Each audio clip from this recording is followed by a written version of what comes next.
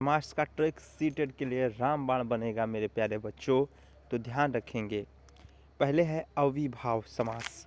देखो बेटा, अविभाव समास में जहाँ उपसर्ग तुम्हें समझ में आ जाए कि उपसर्ग कहाँ निकल रहा है, वो तुम्हारा अविभाव समास होगा। तो ट्रिक पे ध्यान देंगे। जहाँ पे उपसर्ग का ज्ञान दिया जा रहा हो, जैसे आ जन्म, प्रतिदिन, यथाशक्ति। देखो आ का हटा दो तो जन्म का अर्थ आ रहा है ना, तो आ यहाँ पे क्या है, उपसर्ग है।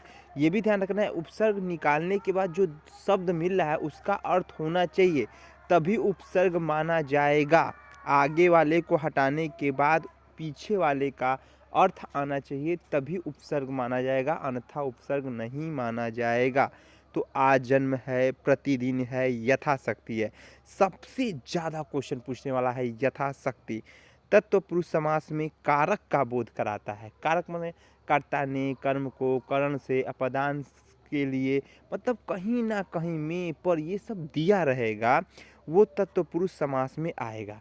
अब उसको जब तोड़ेंगे तो कहीं ना कहीं में पर का की ये टूटेगा शब्द में, तो वह तत्पुरुष समास होगा। जैसे रसोई घर, बेटा रसोई के लिए घर, स्नान के लिए घर, कहीं ना के लिए ये जो आ रहा है में पर, ये जो चीज़ें आ रही हैं तत्पुरुष समास को बता रही हैं।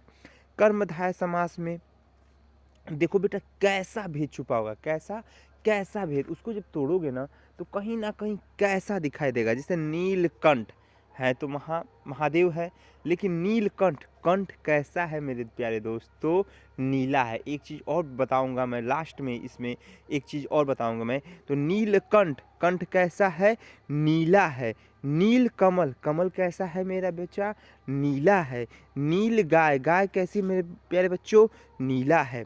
द्विगु समास संख्या का बोध कराता है। एक चीज़ और ध्यान रखेंगे, यह समूह और संख्या दोनों का बोध कराता है। पंचवटी, पंच मतलब पाँच, समझ में आ रहा है। शताब्दी, शता मतलब 100 की बात कर रहा है। तो कहीं ना कहीं शब्दों के खेल से, संख्याओं के खेल से ये आगे बढ़ता है, उसे हम द्विगु समास कहते हैं। द्वंद्व समास योजक और योजक बतलाएगा। योजक मतलब जो माइनस वाला चिन्ह टाइप का रहता है वैसा बताएगा, या और संबंध को बताएगा, द्वंद्व समास कहलाएगा। जैसे माता च पिता, माता और पिता। बहुव्रीहि समास में ध्यान रखेंगे, भगवान का याद दिलाता है। बहुव्रीहि मतलब बहुत बड़ा, अब बहुत बड़ा कौन होता है, भगवान होते हैं। तो बहुव्रीहि समास हमेशा भगवान का याद दिलाएगा। जैसे चंद्रमौली, चंक्रप्राणी। तो चंद्रमौली कौन है, हमारे शिव शंकर भगवान है। चंक्रप्राणी कौन है, हमारे विष्णु भगवान है। कहीं ना कहीं वह भगवान को बताएगा। अब एक कन्फ्यूजन, बेटा कहीं बहुव्रीहि और कर्मधारय दोनों समास दिया हो, जैसे नीलकंठ में बहुव्रीहि भी है और कर्मधारय भी है। अब कहोगे सर कैसे, कंठ कैसा है, नीला है तो ये कर्मधारय हो गया, लेकिन नीलकंठ किसे कहते हैं, महादेव को कहते हैं।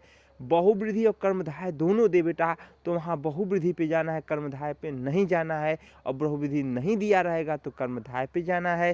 कर्मधारय ना दे के बस बहुव्रीहि देना है तो बहुव्रीहि पे जाना है। दोनों दिया रहेगा तो बहुव्रीहि पे जाना है। तो थोड़ा सा ट्रिक बहुत इंपॉर्टेंट है, तो एक बार और सुनेंगे। अविभाव समास हमें उपसर्ग का ज्ञान दिलाता है, अतत्व पुरुष समास हमें कारक का भेद बताता है। कर्मधारय समास में देखो कैसा भेद छुपा है भाई, द्विगु समास हमें संख्या का बोध कराता है। द्वंद्व समास में देखो भैया और योजक बतलाता है, बहुव्रीहि समास हमें भगवान का याद दिलाता है। तो ज़रूर आप लोग पूरा सुनिएगा और इस चैनल को सब्सक्राइब करिए। अभी भी नहीं सब्सक्राइब किए हैं तो ज़्यादा से ज़्यादा वीडियो शेयर करें सीटेड वाले बच्चों को, और सीटेड वाले बच्चे हमारे सभी पास हो जाएंगे। जय हिंद, जय भारत, हर हर महादेव।